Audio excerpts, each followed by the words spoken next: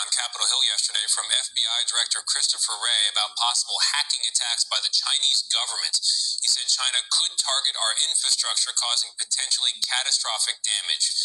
Nicole Skanga has more now from Washington. China has shown it will make us pay.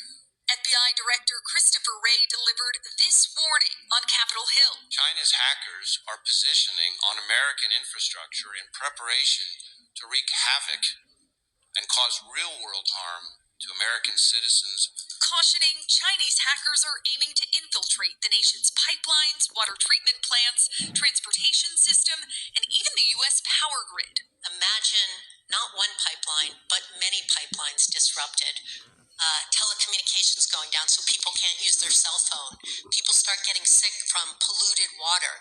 Trains get derailed. This is truly an everything, everywhere. A big warning. Alright, Shalom, giving all praises, honors, and glories unto Yahweh Ba'ashem Yahweh Shai, Ba'ashem Makakwadash, double honors to the apostles and the elders, a great millstone that terminates truth that rule well, and Shalom to the elect scattered through the four corners of the earth. My name is Kwadash Paya, and this was a short clip on the news, and they're stating that China is the one behind these attacks on the infrastructure with these different phone companies that was shut down, the outages. Federal agencies are now investigating whether the massive AT&T outage was caused by a cyber attack. So right now they're basically stating that they don't know. Because also they're saying a strong solar flare caused the cellular outages, right? And coincidentally, when that happened, you had your man Elon Musk tweet, "This is a test," right? And then he wasn't specifying or anything, but when all that happened, coincidentally, he puts this is a test, So, go figure, right? They're all down with this, man, and there's also, it's being shown, people are not, especially the elect, man, we're not ignorant of Satan's devices, these are a test, see how people react, because they was talking about the outages with the pipes, people get sick from the water, you got hospitals are issuing messages to their employees indicating that health insurance companies have been targeted as well. So people are not going to get medical services, right? People won't be able to, it'll disrupt the fridges, people won't get fresh food, goods, businesses will stop running, So it'll be a chaos of events as a domino effect. You see?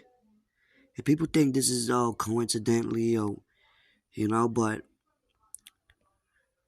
things are about to happen. And remember, Salaki, and remember when not too long ago, a few months back, when they did the global phone testings. You see? So that's also part of the famine of the word too. Because they could just cause that and have everybody's channels disabled. And they could blame it on a boogeyman.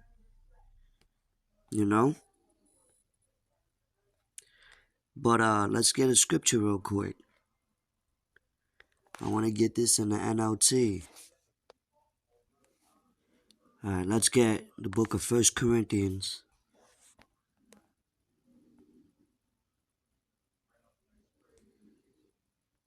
Chapter 2, verse 11. But let's get it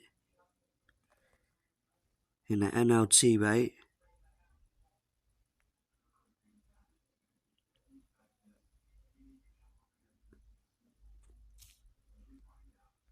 First Corinthians chapter 2, verse 11. And it reads, it says, no one can know a person's thoughts except that person's own spirit. 1 Corinthians 2, Salakia. I'm sure that's, okay, forgive me. It was 2 Corinthians chapter 2, verse 11. It says, so that Satan would not outsmart us, for we are familiar with his evil schemes, right? So we're familiar with his evil schemes, so it's not going to catch us off guard because we're aware that these things are going to happen, and they're happening. As the scriptures say, the end shall the end shall speak and not lie,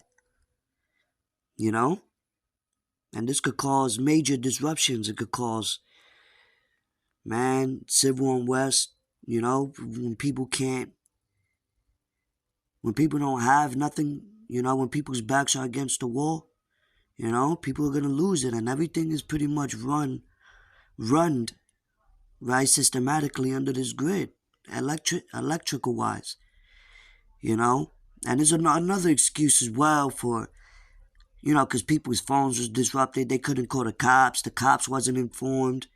If something happened, you couldn't call the ambulance. Go figure, that's the point, right? Say there's an outage, people's gonna get robbed, people's gonna, it could cause lawlessness. You have a lot of movies on that. You have a lot of shows on that. Right? Predictive programming. And it all is gonna boil down to taking that MOTB, the C hip in your body. When you see things like this, that is all. It all boils down to that. Because they're gonna try to come with peace. Matter of fact, let me see if I could get that in the book of Daniel. I think it's 7. No, I think it's 8 and 25. I never read this in the NLT. Wow. This is the book of Daniel, chapter 8, verse 25. He will be a master of deception and will become arrogant. He will destroy many without warning. He will even take on the prince of princes in battle. But he will be broken, thought not by human power. Damn. So who is the he that's the master of deception? Well, scriptures say the earth is given unto the hands of the wicked. These elites, these banking families, the so-called royal families, Rothschilds, Rockefellers, it even goes deeper than that. Esau, these Edomites, which is the masterminds behind these wicked schemes. So why the scriptures say, watch and pray. Also, the scriptures say, never trust thine enemy. Because they'll come in and say, oh, well, we got the situation under control. We got a solution after causing the chaos. Then they want to bring order. See, so, master deception, who deceived the whole world? And this ain't just happening in America. This is happening through these different European countries as well. Right? Because it's all an agenda, man. The day of the Lord is darkness and not light. Alright? I got a scripture, another precept real quick.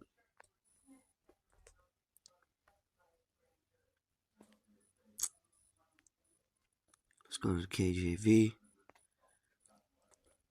Alright, now let's go back. Slovakia.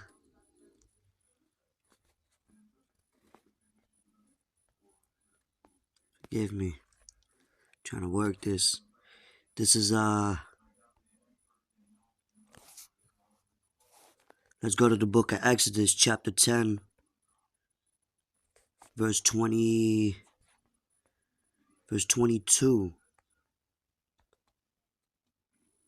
Let's start at 21. It says, And the Lord said unto Moses, Stretch out thine hand toward heaven, that there may be darkness over the land of Egypt.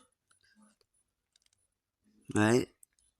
Even darkness which may be felt. Damn. So that's the type of darkness that they felt hovering over them. They probably saw strange apparitions or whatnot. You know? Never know how the Lord had these people's minds bugged out, plaguing their minds or whatever.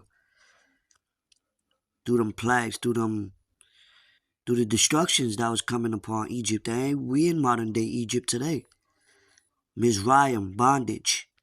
You know? And there's going to be a darkness. The day of the Lord is darkness and not light.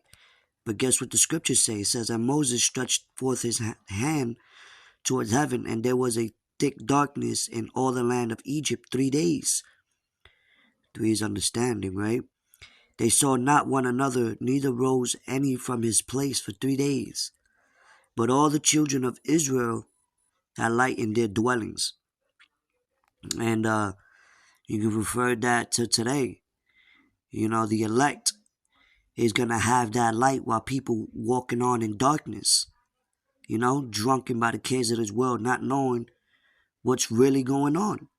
It's all prophecy. The Lord is orchestrating all of this. He did it before, he's going to do it again. But the elect is going to have that light in their dwellings. They're going to be good. They're going to be able to see. They're going to be able to understand, maneuver. They're going to be fed in that day. While the rest of the world is going to be in panic mode. Running down on each other, killing each other, murdering each other for the lack of bread, for the lack of gas, for the lack of whatever you lacking. People are going to turn on each other. This place is crumbling. Mass division is coming. Mass civil disorders coming. So, from a test to the real deal, man. Anyway, with that, I hope this was edifying. Until the next time, be not ignorant of Satan's devices, man. You know, watch and pray. Shalom.